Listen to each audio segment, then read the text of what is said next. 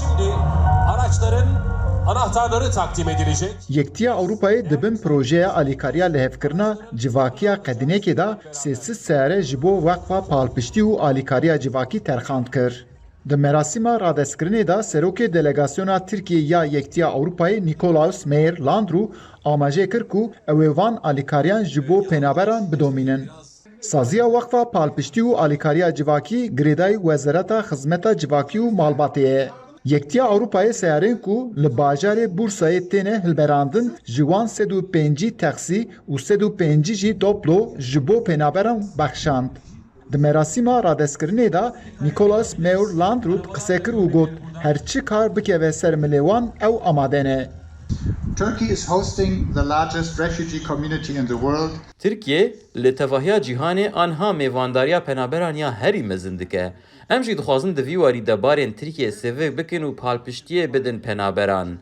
Li vê derê tişta herî girîng ew e ku penaber ji perwerdeyê dûr nekevin û tendurustiya wan were parastin. Hevkariya me di vî warî de dê bidome.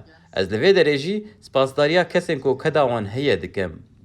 Alîkarê Wezîrê Xizmeta Civakî û Malbatê İsmail Ergüneş jî di merasîmê da axivî.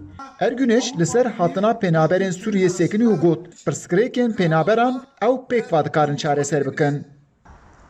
Suriye'de 2011'de başlayan ve günümüze kadar uzanan iç savaş neticesinde Ji dema ku di sala 2011 de şer li Sûriyê dest pê kiriye û heta niha bi milyonan mirov neçar manek û koçber bikin û ji welatê xwe dûr bikevin.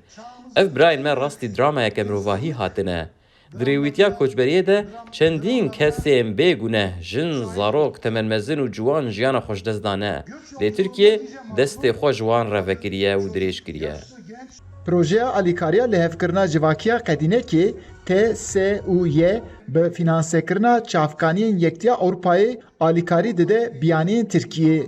TSUY bi Wezareta Xizmeta Civakî û Malbatê û heyva sora Tirkiye ra kar dike.